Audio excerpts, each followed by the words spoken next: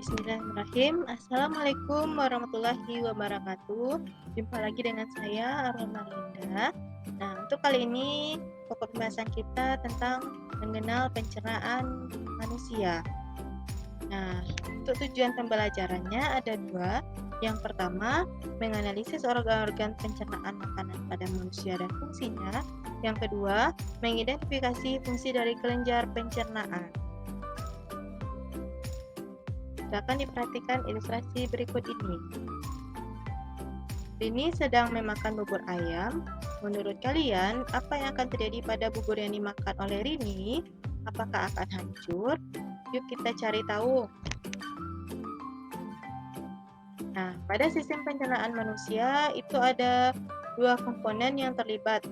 Komponen pertama yaitu ada saluran pencernaan, yaitu saluran yang dilalui oleh makanan, yang meliputi ada mulut, ada kerongkongan, ada lambung, ada usus halus, ada usus besar, dan ada anus. Lalu, komponen yang kedua adanya kelenjar pencernaan. Nah, di sana terdapat organ yang mengeluarkan enzim untuk membantu mencerna makanan, yang terdapat di mulut, di lambung, di usus halus, di pankreas, dan di hati.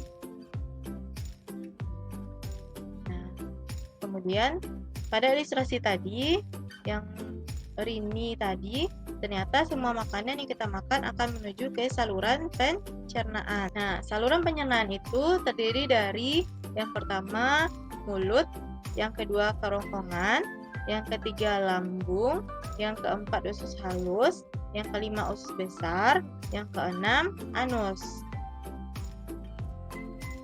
Nah, kita lihat yang pertama ada mulut.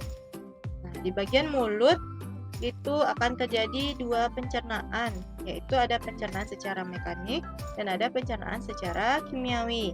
Nah, kita lihat pencernaan secara mekanik.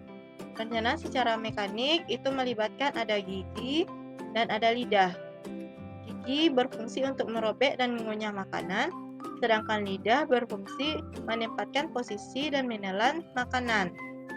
Nah, kemudian ada pencernaan secara kimiawi yang melibatkan enzim pitialin yang berfungsi untuk mengubah amilum menjadi maltosa.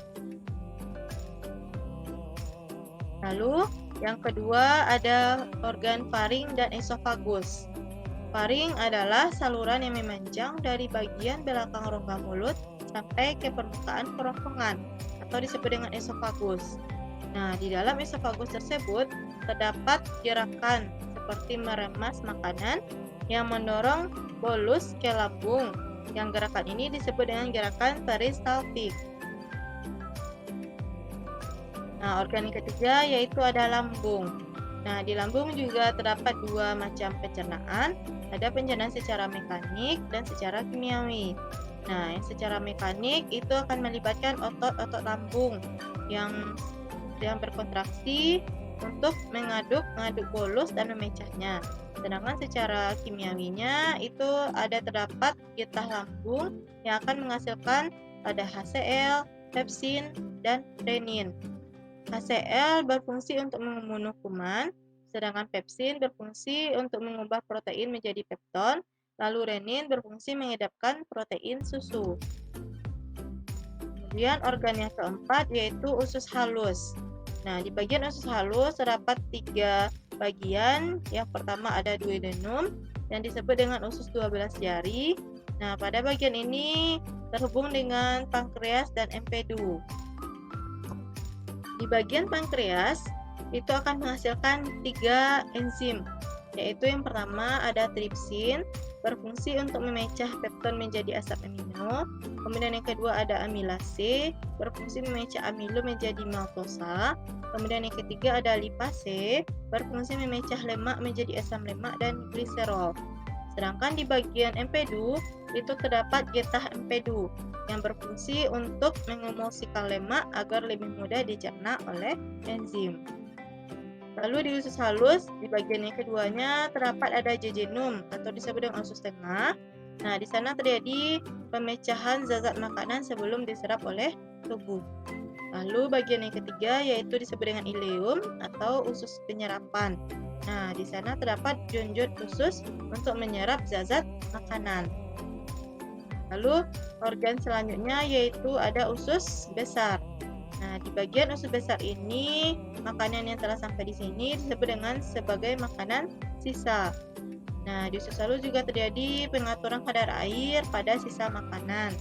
Lalu juga terdapat mikroorganisme yang membantu proses memasukkan makanan, yaitu oleh contohnya bakteri Escherichia coli. Lalu yang terakhir ada anus. Nah, disinilah sisa makanan tadi akan dikeluarkan dalam bentuk feses. Sekian pembahasan kita kali ini. Terima kasih sudah menyaksikan. Diakhiri dengan Assalamualaikum warahmatullahi wabarakatuh.